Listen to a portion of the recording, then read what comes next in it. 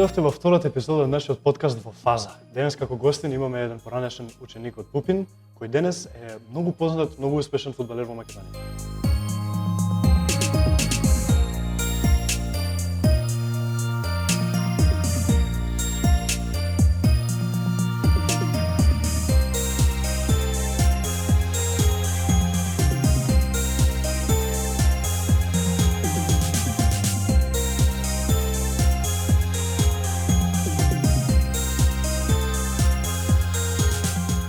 Добре, Дарио Десник во нашиот подкаст. Како се осеќате? Добар ден и добро ве нави, фалам поканата. Одлично се осеќам во студио. За почеток, ајде ќе се вратиме на твоите средношколски денови. Каков ученик бевте вие? Додека учев бев можности што ми се пружа, мислам дека окей ученик, со тоа што во мојата рана 16-та година почнав да се занимавам со професионалниот фудбал, така да мислам дека бев окей. Кој ти беше омилен предмет кога учевте? Омилен предмет беше спорт. Кој професор? Кај професорот Димитар, сегашниот ваш директор. И каков бил како професор кон вас, кон учениците? Димитар беше одличен професор, настроен другарски према нас, секогаш со добри совети, мислам дека беше окей. А дали додека беше средношколец, некогаш помислев дека ќе станеш професионален фудбалер? Па да, тежнев према тоа, затоа дав голем удел во фактички можеше да избереш на која насока ќе се движи. Ја избрав насоката према спортот, не ова насока што ова училиште што ја тежне, што ја гура, така да. А што ве привлече кон таа насока? Која ви беше вашата мотивација да отидете кон фудбалот, а некој например некој инженер?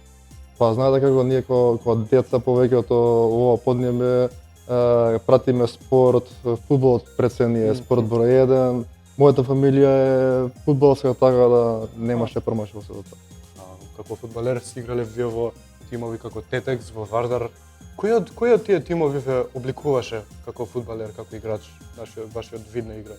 Па да, играв како што кажавте во Тетекс, во Вардар, во Силекс, во Скопје, во Борец. Мислам дека како фудбалер најше ме обликуваше играњето во Вардар, со тоа добив и поголем престиж према јавноста и мислам дека тоа беше многу окей чекор што го направи во мојата кариера. За Вардар навивате како македонски тим или за некои од другите вие кои што сте играли, не мора од тие што сте играли? Да, во Македонија сум за Вардар, да. А во странство? Општо од сите тимови за кои навивате? Во странство јас сум голем навивач на Белградски Партизан, но кога збориме од европски гиганти сум за Милан и Борусија Дортмунд. Омилен фудбалер некој кој например сте пробале да играте вие како него или највише впечаток ви остава кога го гледате на телевизија? Омилен фудбалер, сега малце луѓе во знатно по старата генерација, тој ние што го кажуваме стариот Роналдо, не знам колку се сеќавате на тој, така да тој ми е Назарио, да, тој ми е така како идол, да што играм и таа позиција, така да тој ми е како идол. Што мислиш за моменталната македонска репрезентација, за нашите играчи? Мислам се дека се на окей ниво, мислам дека може да направат голем успех, нели имаше промена сега во федерацијата, дуваат позитивни ветришта, мислам дека ќе иде се на подобро и подобро. И еве како фудбалер, како изгледа еден ваш ден кога имате тренинг, нели утакмица може? Па еден фудбалски ден, се збориме за тренинг, изгледа со станување, не спиење до доцна, станување порано, утрински појадок, збориме спортски појадок, зависност од тоа кога се има тренинг, кога по план не правиш уште еден појадок, збориме за здрав појадок, не се и се што се јаде, се спремаш за тренинг, идеш на тренинг, завршуваш тренингот, правиш рековери, си правиш вечер или ручек, зависност од кога е тренингот и одмораш после. А дали при крај на вашата кариера би сакале вие да постанете тренер? Па сега уште на таа тема не сум размислил, но што знам, може натаму и ќе водат патиштата. А кој тренер вас ви оставил најголем впечаток? Дали бил некој кој сте играле под него или некој светски тренер како Анчелоти тие што? Па највише впечаток ми има оставено Јурген Клоп, неговата филозофија на играње, на тренирање и целиот систем што го спроведува во екипа. Еве во слободно време што правите како фудбалер? Дали убаво е балансирате хобињата со работата? Па да, во слободно време сакам да погледам некоја серија или некој игран филм заедно со сопругата, да готвиме заедно, да прошетаме. Дали после толку долго, нели, толку долга кариера, дали уште ве следи тремата или више ја нема нормално пред секоја утакмица? А да, пред секој надпревар има некоја позитивна трема, што тоа е позитивна трема. Тоа е некој си адреналин што влие во тебе, ние како збориме жаргонски, дур не свирне судијата. После го свирне судијата, тоа више знаеш како не осеќаш ни публика, ништо, само се концентрираш на играта и одадеш на доброто од себе. На автопилот. Да, на автопилот. Дали публиката ви влијае голем фактор? Дали ви представува повеќе притисок или некако како некоја сила која ве турка за да играте подобро? А мене лично, како што кажав, некоја сила што ме турка, што ти дава некој мотив плюс да дадеш и повеќе од максимумот што го имаш во тој момент. За нив се игра. Да, така. Имаше можност да играш со било кој фудбалер во ист тим, кој бил тој и зошто? Збориме за македонската фудбалска... Па еден македонски, еден странски, нели? Па да би можел да бирам со од македонска фудбалска сфера би го избрал Горан Пандев, тој реално не може да не сакаш да играш со таков човек што многу направил својата кариера, што многу придобил за македонскиот фудбал.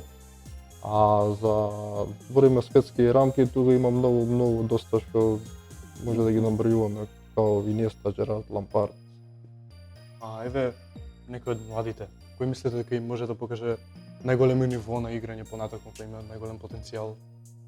Па мислам дека најголем потенцијал и мислам дека тој повеќето го мислат исто како мене, дека Јамал е, мислам дека број 1 дечкото се гледа дека со своите, мислам дека се има више 18 години, покажува класа, голема класа.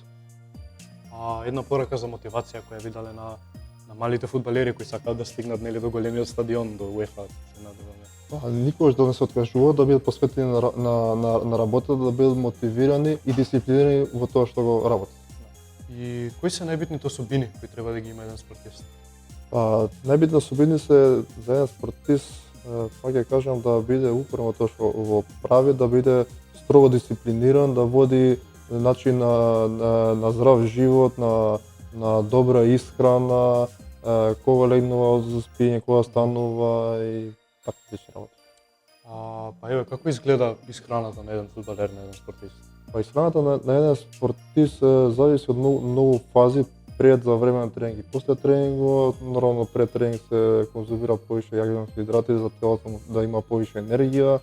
За време на тренингот некои си работи што ги те одржуваат во текот на тренингот и најбитниот дел во исхраната за еден спортист е после тренингот, ние што го кажуваме тоа рекавери, што треба да донесеш доволно количество на вода, големо количество на протеини за телото да се врати во првобитната положение во кој што било пред тренингот. Таа дисциплина, само колкава улога игра во животот на спортистот? Таа дисциплина воопшто генерално влие многу во целокупниот живот, а нарочито во спортот. Да кажем, ако немаш дисциплина, не можеш да го направиш оноа што имаш замислено, која ти е целта, ако ја немаш таа дисциплина.